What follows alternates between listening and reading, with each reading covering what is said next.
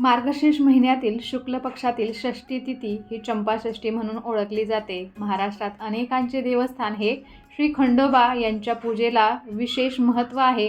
तर चंपाषष्ठीच्या दिवशी खंडोबाची विशेष पूजा केली जाते। या दिवशी भगवान शंकरांच्या मार्तंडेय रूपाची पूजा केली जाते। तर भगवान खंडोबा हे भगवान शिवाचा अवतार देखील मानले जातात।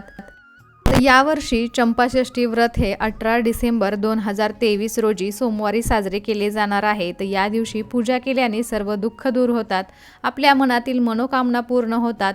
तर या चंपाषष्ठीचे व्रत कसे करायचे, शुभ मुहूर्त काय असणार आहे, पूजा कशी असणार आहे, हे सर्व आजच्या व्हिडिओमध्ये आपण जाणून घेणार आहोत। नमस्कार, मी पूजा, तुम्हा सर्वांचं स्वागत करत आहे पूजाच कॉर्नरमध्ये।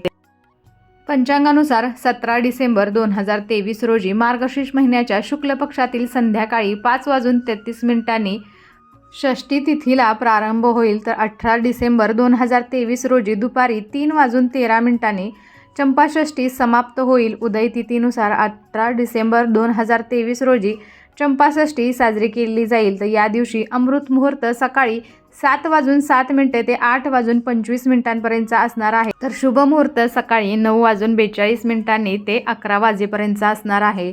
पौराणिक कथेनुसार मल्ल आणि मणी नावाचे 2 राक्षस होते। हे दोघे भाऊ होते। या राक्षसांनी संत, देव आणि लोकांवरती प्रचंड अत्याचार केला होता। राक्षसांच्या या अत्याचाराने त्रस्त होत संरक्षणासाठी सर्व देवतांनी भगवान शंकरांना साकडे घातले।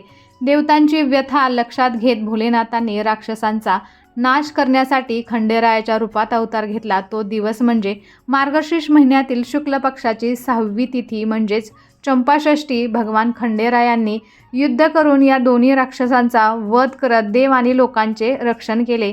तेव्हापासून या दिवशी भगवान शंकराचे रूप असलेल्या खंडेरायाची पूजा केली जाते। भगवान शंकराला हा खंडोबा अवतार शेतकरी, मेंढपाळ आणि शिकारी यांचे स्वामी मानले जाते। तर या मान्यतेनुसार या दिवशी कार्तिकेय आणि खंडेरायाची पूजा केल्याने सर्व दुःख आणि दोष दूर होतात। या दिवशी भगवान महादेवांची पूजा केली जाते। महादेवाची पूजा केल्याने आपले पाप मिटत असतात। महादेवाची पूजा केल्याने आपल्या सर्व समस्या दूर होतात। चंपाषष्ठीचे व्रत केल्याने सुख शांतीही मिळते आणि मोक्षही प्राप्त होतो। भगवान कार्तिकेय हा मंगळांचा स्वामी आहे। मंगळ ग्रहाला बल देण्यासाठी या दिवशी भगवान कार्तिकेयाचे व्रत करावे। तर चंपाषष्ठीच्या घरी ज्या कुटुंबात कुलस्वामी खंडोबाचे कुळाचार पाळले जातात त्या प्रत्येक कुटुंबात तळी भंडार हमखास केला जातो। तळी भंडार हा कुलाचारातील प्रमुख भाग आहे। प्रत्येक अमावस्या आणि पौर्णिमा या दिवशी घरातील देवासमोर तळी भंडार करण्याची प्रथा असते। तर काही कुटुंबात विजयादशमी म्हणजे दसरा आणि चंपाषष्ठी या दिवशी हा विधी केला जातो। त्यासाठी लागणारं साहित्य पाहून घेऊया। एका ताम्हणात विड्याची पाने, सुपारी, खोबऱ्याचे तुकडे आणि भंडारा इत्यादी साहित्य घ्यायचं आहे। 3, 5, 7 अशा विषम संख्येत पुरुष मंडळी एकत्र येऊन सदानंदाचा येळकोटाचा जयघोष करत ताम्हण उचलतात।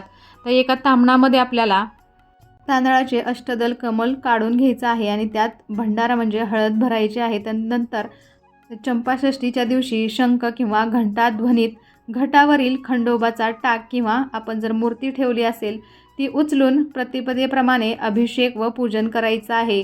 परंपरेनुसार कुलाचार व कुलधर्म पूर्ण करून तळी भरून महानैवेद्य, त्याच्यामध्ये बाजरीची भाकरी, नव्या वांग्याचे भरीत, पातीचा कांदा, नवा लसूण घालून मुख्य नैवेद्य तसेच पुरणपोळीसुद्धा करायची आहे। कुळधर्माच्या वेळी नैवेद्य दाखवण्यापूर्वी तळी भरतात। तर ताम्हणात तांदळाचे अष्टदल कमल काढून त्यात भंडारा म्हणजे हळद भरायची आहे। नंतर मध्यभागी तांब्यामध्ये पैसा, सुपारी, तर नागवेलीची पाने किंवा आंब्याची पानं आपल्याला ठेवायची आहेत। त्याच्यावरती बऱ्याच ठिकाणी नारळ ठेवतात। तुमच्याकडे जशी पद्धत आहे किंवा जसे तुम्ही कुळाचाराप्रमाणे तुम्ही ही विधी करायची आहे। काही ठिकाणी नारळ ठेवला जातो तर काही ठिकाणी खोबऱ्याचा अर्धा भाग ठेवला जातो, त्याच्यामध्ये भंडारा भरला जातो। त्यानंतर 3, 5, 7 अशा विषम संख्येत पुरुष मंडळी एकत्र येऊन सदानंदाचा येळकोटाचा जयघोष करत ताम्हण उचलतात। 5 मुलांनी किंवा पुरुषांनी हात लावून ताम्हण वर उचलून त्यावर 3 वेळा कपाळ टेकवतात व येळकोट येळकोट जय मल्हार सदानंदाचा येळकोट असं म्हणत जय जयकार करतात। तर व्हिडिओमध्ये दाखवल्याप्रमाणे इथे पहा मी सर्व तळीची म्हणजे तळी भरलेली आहे। त्यानंतर आपण जी खंडोबारायांची मूर्ती पंचामृताने आणि पाण्याने स्वच्छ अभिषेक करून घेतला होता त्याच्यावरती आपल्याला असा भंडारा व्हायचा आहे। त्यानंतर 2-2 असे 5 विड्याची पानं आपल्याला इथं ठेवायची आहेत। त्याच्यावरती 1-1 रुपयाचं नाणं आणि त्याच्यावरती आपल्याला सुपारी ठेवायची आहे। यावरतीही आपल्याला भंडारा व्हायचा आहे।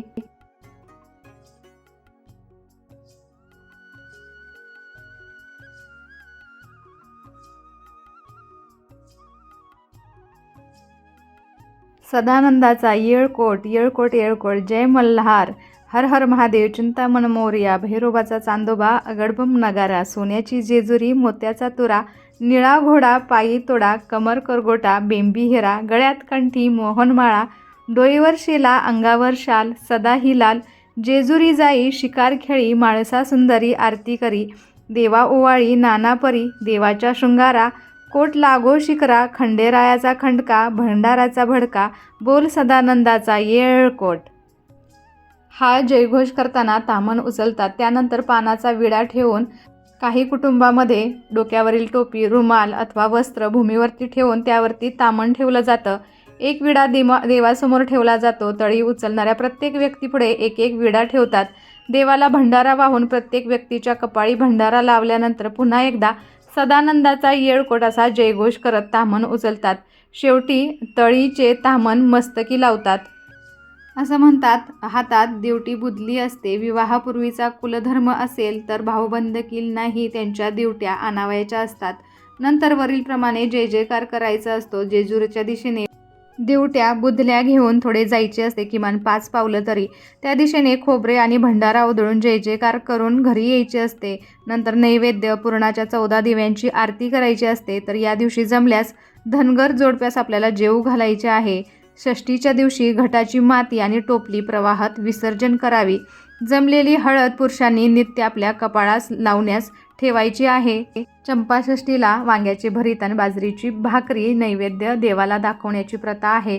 तसेच हा नैवेद्याचा काही भाग खंडेरायाचे वाहन असलेल्या कुत्र्यांना अर्पण केला जातो। तर या दिवशी खंडोबांची तळी उचलून आरती करायला विसरू नका।